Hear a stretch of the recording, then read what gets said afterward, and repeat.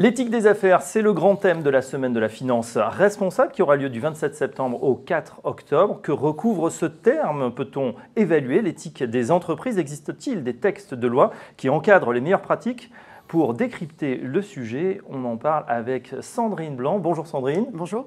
Vous êtes spécialiste justement de ces questions, enseignante-chercheuse à l'INSEC et membre du comité d'éthique d'Ecofi Investissement. Avec nous également sur le plateau, Pierre Valentin. Bonjour Pierre. Bonjour Fabrice. Vous êtes président du directoire d'Ecofi Investissement. L'éthique des affaires, un vaste sujet.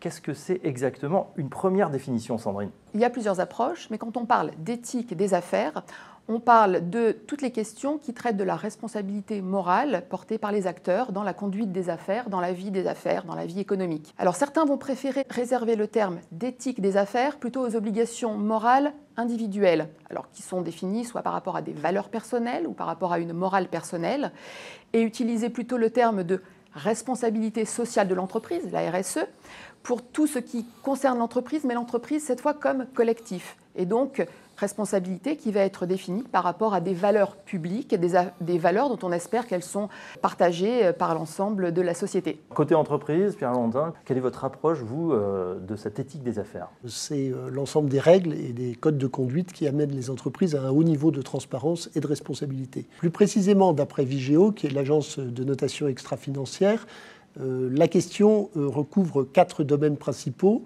La lutte contre la corruption, la prévention des conflits d'intérêts, et puis la transparence des activités de lobbying, et enfin la question de la fiscalité dont nous allons parler maintenant. Alors justement, effectivement, cette fiscalité, quels sont les aspects clés en termes d'éthique des affaires? On s'intéresse à des pratiques légales. Donc on parle bien d'évitement fiscal, on ne parle pas d'évasion fiscale. Le problème que pose l'évitement fiscal, alors il y en a plusieurs. Premier problème, c'est une érosion de la base d'imposition. Donc on voit les budgets des États potentiellement être réduits, et donc ça peut affecter les politiques publiques. Deuxième difficulté, c'est une difficulté en termes d'équité fiscale entre les entreprises, avec certaines qui peuvent se retrouver avec un taux effectif d'imposition inférieur à d'autres. Et difficulté aussi liée là plutôt à l'évitement fiscal des multinationales, c'est l'impact que ça peut avoir sur les inégalités entre pays, avec des pays moins développés qui vont avoir plus de difficultés à redéployer leur fiscalité sur les facteurs fixes comme le travail ou comme la consommation. Alors ces multinationales, on en parle beaucoup, ce sont bien sûr les GAFA, mais aussi une entreprise comme McDonald's. On va s'intéresser plus particulièrement au cas d'Apple. En 2012, le New York Times sort une grande enquête qui s'intéresse à Apple et montre qu'Apple localise une partie de ses bénéfices, par exemple aux États-Unis dans l'État du Nevada, mais aussi largement à l'étranger, par exemple en Irlande, enfin dans des pays qui ont une fiscalité très limitée, une basse fiscalité sur l'entreprise. Quel est l'impact? C'est le manque à gagner des États, évidemment, les États-Unis, l'Europe. Alors aux États-Unis, quand l'étude est sortie, ça a été un tollé.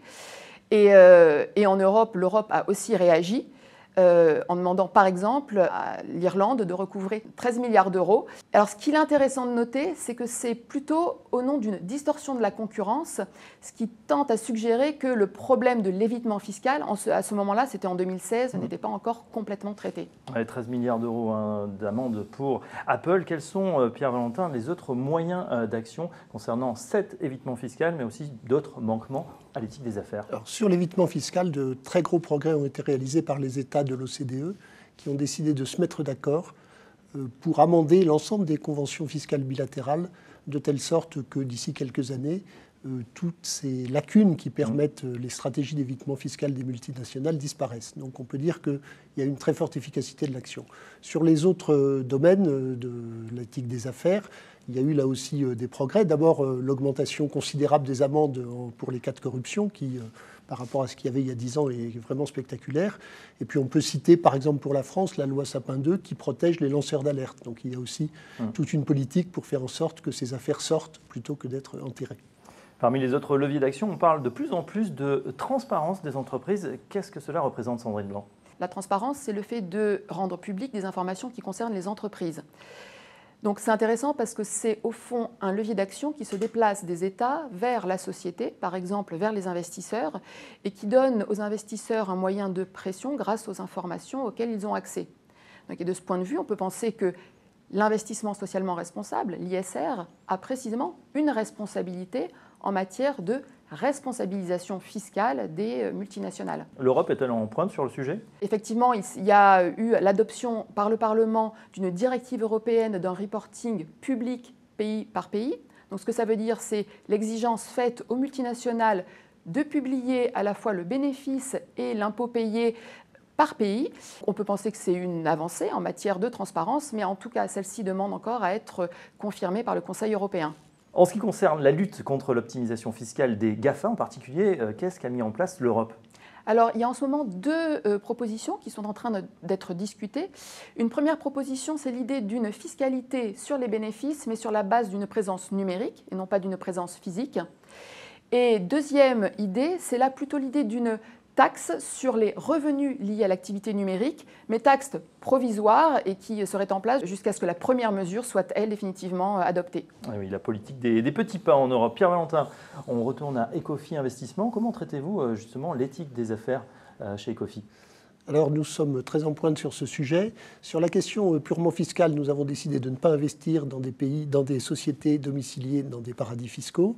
Et puis nous surpondérons la note de responsabilité fiscale dans la note globale ESG que nous mettons à chaque entreprise.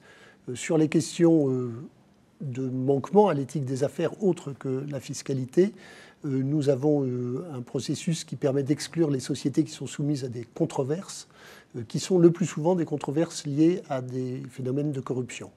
Et puis enfin, nous participons à des actions de dialogue et de vote, et nous rejoignons des coalitions d'investisseurs qui, par exemple, poussent au reporting pays par pays, dont Sandrine vient de parler, et qui nous permettrait d'être encore plus actifs et de faire plus pression sur les émetteurs. Voilà, on en sait un petit peu plus sur l'éthique des affaires. Merci à nos deux invités. Sandrine Blanc, merci à vous, merci. Enseignante chercheuse à l'INSEC Business School. Et également merci à Pierre Valentin, président du directoire d'Ecofi Investissement. Tout de suite, on passe au vrai faux de l'ISR.